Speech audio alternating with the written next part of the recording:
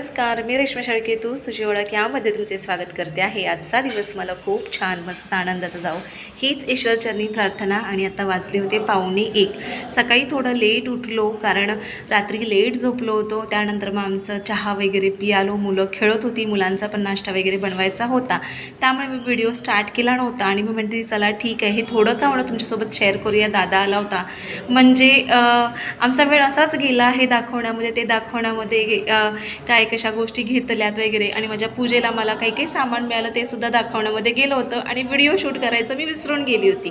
So मुलांना मी chicken केलं होतं, हे थोडंसं फिकं चिकन आहे मुलांसाठी आणि त्याच्यासाठी आहे आमच्यासाठी बनवली होती बिर्याणी, जे की माझी बहिणी मला कालच म्हणाली की आम्हाला बिर्याणी खायची आहे। आणि होळीला मी बनवली होती, त्याच्यामुळे त्यांनी तो ब्लॉग बघितला होता। त्याच्यामुळे आपण ॲज युजल नेहमी चिकनचं सुखं चिकन रस्सा खातोच, पण त्यांना बनवायचं होतं बिर्याणी, म्हणजे हवी होती बिर्याणी म्हणून मी बनवली। आणि आमच्या घरात मी खूप मीच अशी आहे की जी स्वयंपाक किंवा ह्या ज्या मोठ्या मोठ्या गोष्टी असतात ना, तर त्या चांगल्या बनवते।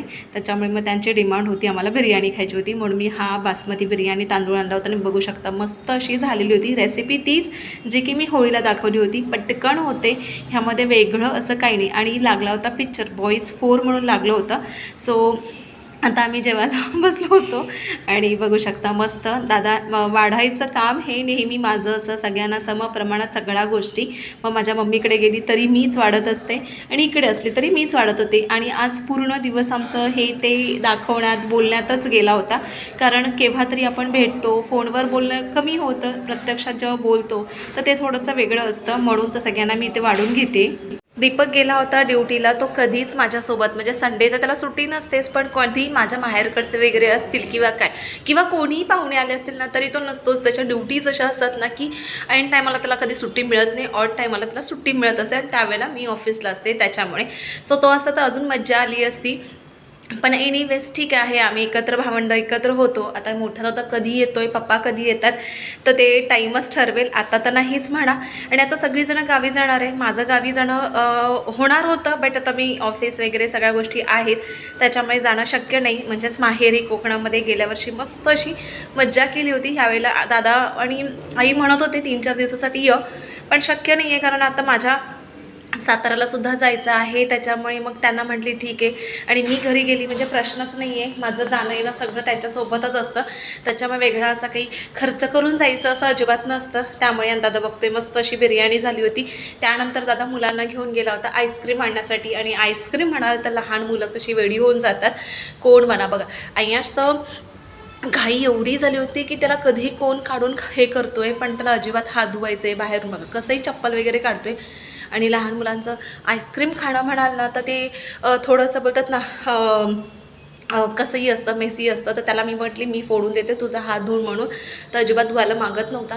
त्यानंतर तो आला आणि त्याला म्हटली की तुझं पूर्ण मेल्ट होतं आहे, खाऊन घे खाऊन घे। आणि तो बघा तिकडचा बोक आहे, तो म्हणतो छान आहे, आणि ह्याचा पण मस्तपैकी थम्स लाईक मिळाला। तर आमच्यासाठी पण मस्त आईस्क्रीम वगैरे आणली होती। आणि त्यानंतर त्यांना निघायचं होतं, थोडंसं आराम करून वगैरे निघू म्हटलं, तर जेवण खाऊन सगळं आवरलं होतं, आम्ही पण निवांत असं बसलो होतो। आणि आम्हाला सुद्धा आईस्क्रीम खायची होती, पण दादा एवढं बाहेर ऊन होतं की ती आणताना थोडी मेल्ट झाली म्हणून थोडंसं ठेवून दिली फ्रीजमध्ये। आणि मस्त अशी काजूची आणि ड्राय द्राक्ष असतात ना त्याची मस्त अशी आईस्क्रीम आम्ही खाऊन घेतो। आणि आईंशी लगबग बघू शकता कसली भारी होती। आणि तो म्हणतो सांगताय मम्मा सांगताय म्हणून, आणि मी त्याच्याकडे खिचून घेते तर तो रडला देखील होता। एनिवेज आता आम्ही छानपैकी खाऊन घेतो आईस्क्रीम मस्त।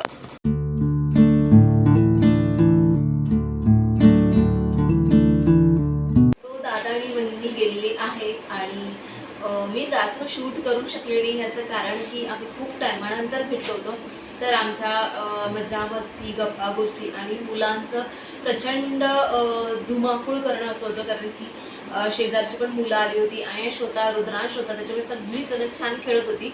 म्हणून मग मी पटापट सगळ्यांसाठी बिर्याणी बनवली, एकदम मस्त जशी मी लास्ट टाईम बनवली होती होळीला तशीच बनवली, त्यात काही फरक नाही, फक्त मी बिर्याणी तांदूळ वापरला होता, बाकी सगळं। आणि दोघांना एवढी आवडली की 1 किलो बिर्याणी छान। आता आम्ही म्हणजे दीपक जेव्हा येईल तेव्हा सुद्धा आम्ही खाऊ संध्याकाळी, आणि म्हणजे एक टाईमसाठी होतं, थोडीशी उरेल मे बी उद्या सोमवारी होऊन जाईल. सो आयशला मी आता झोपवलेलं आहे आणि ती लोक गेली. मी पण थोडंसं घरभर पसारा होता तो आवरून म्हटली क्लीन करूया. आणि दादाने खूप साऱ्या वस्तू आणल्या, जसं म्हणाले की काय काय आणलं होतं, तर मी ती दाखवेन म्हणून. मग जर मी ते दाखवलं असतं आणि मग आयशला माहिती की आयशला सगळ्या वस्तू खोलून हव्या असतात, त्याच्यामुळे दादा बोलला की तू ठेवून दे बेडरूममध्ये वगैरे, आणि तू जेव्हा तुला दाखवायचे म्हणजे तुला जेव्हा काढायचं ते काढ, एका साईडला ठेवून देतो, नाही तर मुलं सगळं खराब करून टाकतील. तर मस्त छान छान काय काय भेटवस्तू आणलेल्या आहेत माझ्या माहेरकडून. मला दादाने काय काय वस्तू आणलेल्या आहेत तर त्या शेअर करते. सगळ्यात महत्त्वाचं म्हणजे मला नवीन घरासाठी जे मला गिफ्ट दिलं आहे तर ते म्हणजे हे आहे.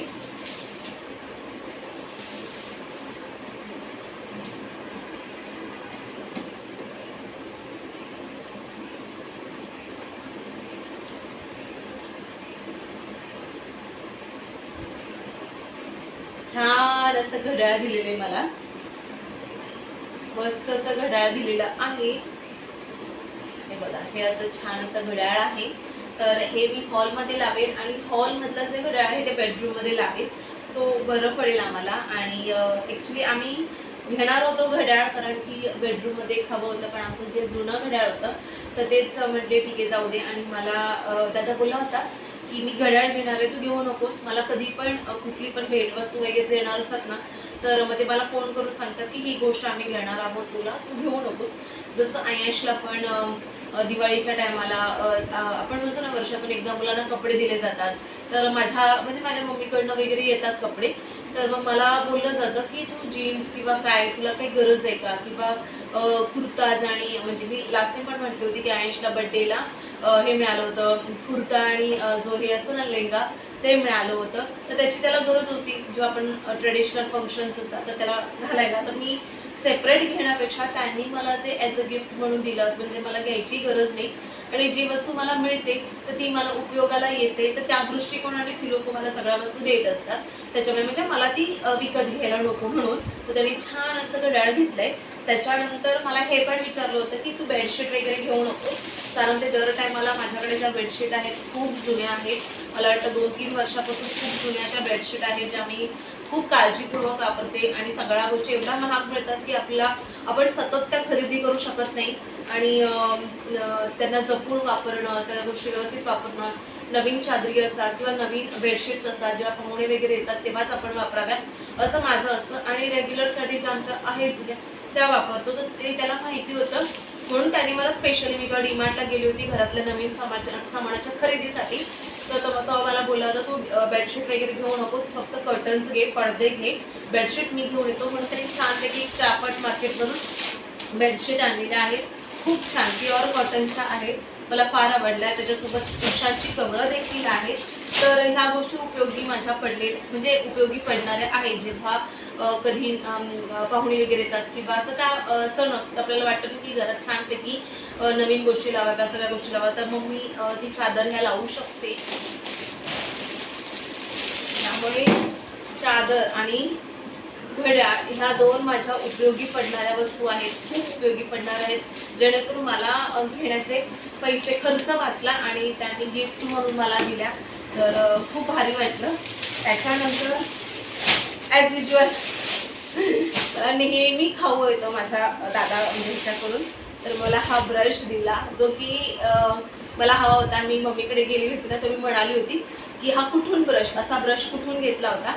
तर मग छोट्या छोट्या गोष्टी काय असतात ना, की जेव्हा आपण बोलतो की वाव हे खूप चांगली आहे किंवा कुठून घेतला, मला पण हवा होता, तर तेव्हा ते लक्षात ठेवून वेळेवर आणणं हे माझ्या भावाचं एक बोलतात ना पॉझिटिव्ह साईन आहे, की त्याला माहिती आहे की ह्या व्यक्तीला ही गोष्ट आवडली होती किंवा त्याला आवडली होती.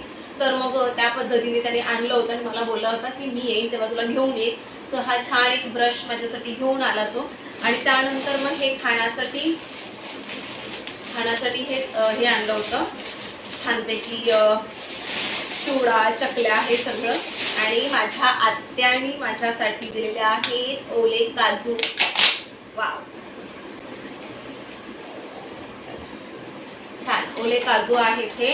ह्यांना मी बऱ्याच दाखवलेली आहे रेसिपी. ह्यांना मी छानपैकी 2 टायमाच्या एक टायमाची भरभरून गच्च खाऊ अशी भाजी होऊन जाईल माझ्या आत्याने दिली गावरणं. हे काजू काढले जातात ओले, त्यांना छान सुकवलं. माझ्या आत्या मुंबईला आली तेव्हा माझ्या घरी दिले गेले होते, तेव्हा ओले काजू होते आणि माझ्याकडे येणार माहिती होतं, म्हणजे होळीला आईदर येणार होते किंवा ताई येणार होते. जे का काल संध्याकाळी आला तर तेव्हा त्यांना माहिती होतं येणार होते. मग थोडेसे त्यांनी सुकवले आणि त्याच्यानंतर माझ्यासाठी घेऊन आली. मला कुठलीही गोष्ट न चुकव, म्हणजे गावावरनं आली किंवा काय आणलं त्यांनी स्वतः घेतली.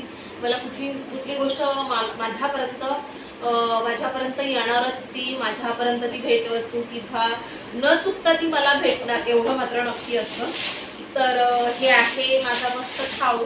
आणि त्याच्यानंतर मला आई जेव्हा लास्ट टाईम आली होती तर मग आईने थोडंसं बघितलं होतं की एवढे महाग तांदूळ मला इथे मिळत आहे, राशनचे तांदूळ मिळत नाही आहे. जसं आपल्याला इडली करायचं, घावणे करायचे ह्यासाठी 50-50 रुपये किलोवाले तांदूळ जर वापरायचं तर ते योग्य नाही. म्हणून मग लास्ट टाईम आई म्हणाली होती की मी दादा वगैरे जेव्हा दादा येणार ना तेव्हा मी पाठवून देईन, म्हणून छानपैकी असे 10 किलो तांदूळ घेऊन आलेत. राशनचे तांदूळ आहेत, खूप छान. ह्याचे घावणे, इडली हे सगळ्या गोष्टी होऊन जातील. तर खूप साऱ्या गोष्टी आलेल्या आहेत माझ्या माहेरकडून, तर भारी वाटते मला.